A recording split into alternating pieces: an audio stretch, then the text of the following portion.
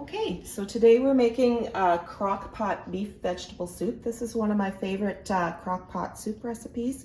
It originated from the company's coming crock pot cookbook, which it was available in Canada and maybe still is on Amazon, I'm not sure.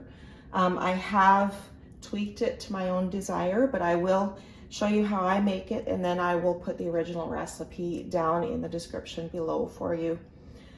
So today we are not using the lean ground beef, we are using ground elk. So this is going to be elk vegetable soup. So we have a pound of elk, and then we have a couple cans of diced tomatoes from the garden that I have canned. We also have chopped onion, a cup of chopped onion. It calls for frozen mixed vegetables. But I actually, what I do is I add the carrots and the corn and frozen peas. I don't have any frozen garden peas, so I had to buy some this year. So instead of the frozen mixed vegetables, I just add a little bit more of the rest of it. It calls for a cup of thinly sliced or diced carrot, which is here, diced potato, diced celery. The potato is about 1.5 cups. The celery is 1/2 cup. And then it does call for condensed tomato soup. I am in the process of trying to find a really good condensed soup recipe to can. But in the meantime, I am using up old stock here. So I use a can of Campbell's condensed tomato soup for that. We have 3 cups of water and 1 teaspoon of granulated sugar. We're going to add a teaspoon of salt, sorry, 1/2 teaspoon of salt, and 1/2 teaspoon or 1/4 teaspoon of pepper. And then it asks for liquid gravy browner. Do not add liquid smoke. That will change it completely. That is a lesson I've learned. It's got to be liquid gravy browner. So what we'll do is I will brown up the wild meat. And because it is wild meat, I always salt and pepper it right in the frying pan. I find with the wild meat that we use, you really do need to salt it, especially when you're frying it up or browning it. So we will brown the elk, and then we will assemble the rest of our ingredients into the crock pot, and it will cook on high. You can cook it on low from 9 to 10 hours. Or because we're at noon here right now, I will cook it on high from 4.5 to 5 hours. And then we'll have a beautiful elk vegetable soup.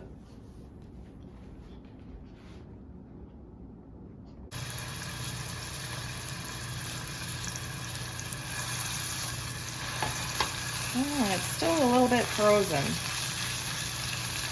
I may have to cover it up.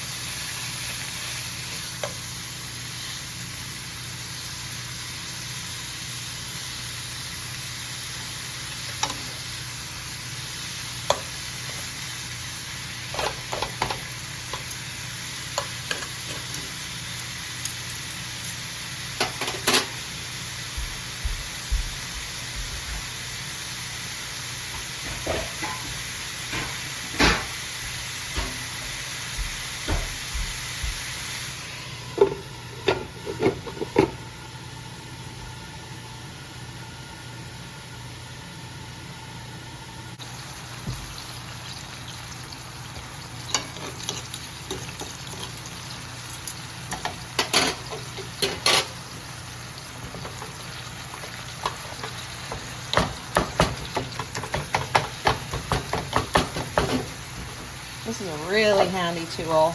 The first time I seen this tool, the company called Pantry Chef had it, and now I'm seeing it, different companies making it more. It is the perfect tool for breaking up that ground meat in the frying pan. It's nice and broken up. All right, we're going to salt it. Let it brown.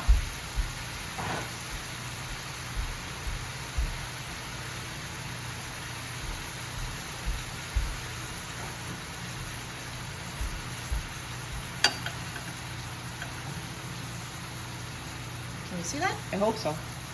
Okay, so we're just going to add just a little bit of salt to the actual meat, but I still will be adding the allotted amount of salt to the soup once I assemble it. I just like the flavor of the salt and pepper right in the meat. It's a personal choice.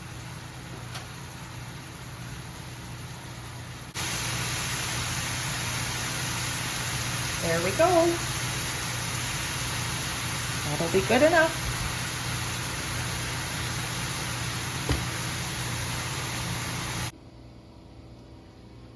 So this crock pot is as old as the hills. This is my favorite crock pot. Over 20 years ago, when I first went to nursing school and had the big family and the kids were small, my mom decided that I needed a crock pot. And I had never, or a slow cooker, some people call it, and I had never had one before. But I'm telling you, if you don't have a slow cooker or a crock pot, you are missing out. You can prep your meals in the morning, stick it in the crock pot, and then in the evening, if you're out and about and you come home, your meal is ready. So we're going to assemble this meal and get her cooking.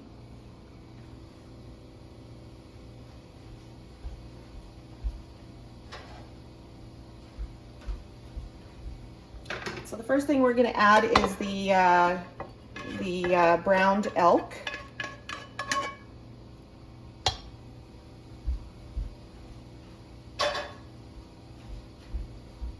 And then the next thing we're going to add is, it calls for a 14-ounce can of diced tomatoes, but I'm just going to put 2 of my canned or preserved garden tomatoes in. So we got some bigger tomatoes in the bottom there. I'll have to break them up in a bit here. The 1 cup of chopped onion, which is an approximate measure. It also calls for the frozen mixed vegetables. Like I said, I typically don't do that. I just kind of add a little bit more of what I'm doing or adding. But I do have the frozen peas, and that's about a cup. So we're going to add a cup of frozen peas. A cup of thinly sliced or diced carrots, 1.5 cups of diced potato, 1/2 cup of diced celery, the condensed tomato soup, which yeah, it's looking a little on the older side, but it will suffice. It's still edible, and we'll finish up that stock as soon as we can. And I also have, I didn't tell you this before, but if I find that there isn't enough liquid in the soup, I also put a little bit of my home canned tomato sauce in there as well. And that was sitting when I was explaining the ingredients earlier. So then we'll add the 3 cups of water. We're going to add a teaspoon of granulated sugar.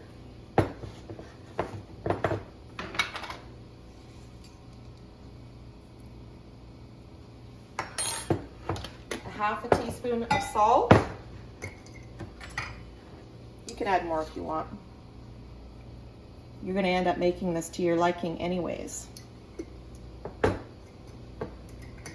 then a 1/4 teaspoon of pepper, I believe it calls for.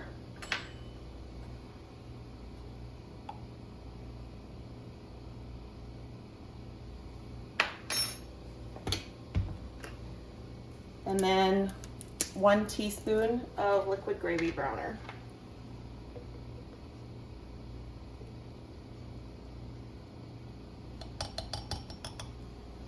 All right, let's just run through it here. We have the meat, the diced tomatoes, the chopped onion, some frozen vegetables, thinly sliced or diced carrots, diced potatoes, diced celery, condensed tomato soup, water, sugar, salt, pepper, and liquid.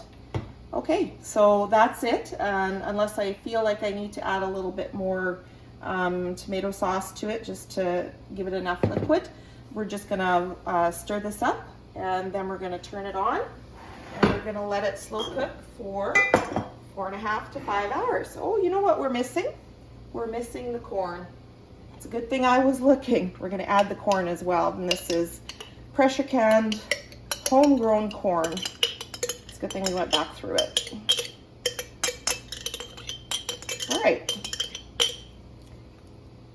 Now we're gonna mix this up. Give it a bit of a stir.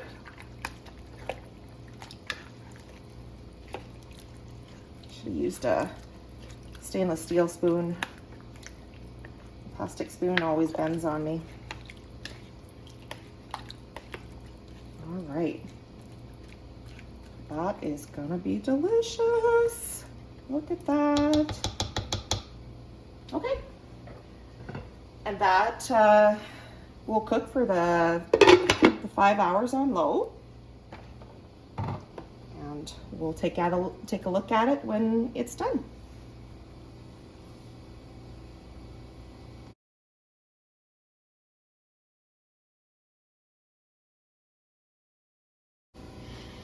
The house smells so good right now. We have the Elk Vegetable Soup.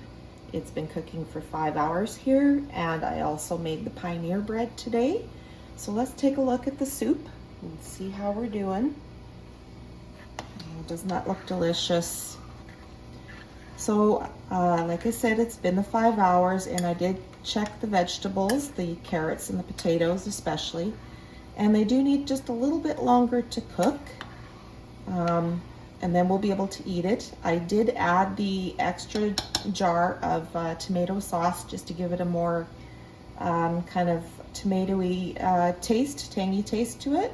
And I also added a tablespoon of my dried parsley as well. And this is a really great idea for a cold winter's dinner or supper. It's actually -30 right now, and this is really going to be great for supper tonight along with the warm fresh bread. So I hope that you enjoyed the video, and I hope that you enjoy making the recipe, and I want to thank you.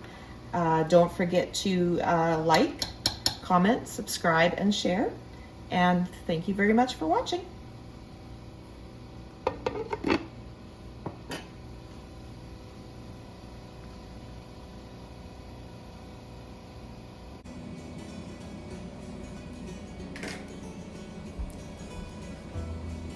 So one of my most favorite snacks when I was a little girl was when my mom was peeling potatoes. She would give me a potato and let me put salt on it, and I would eat that as a snack.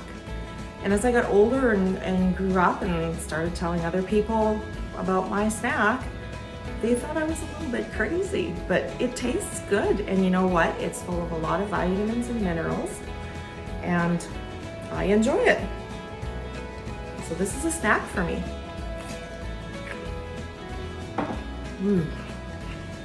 Can't go wrong.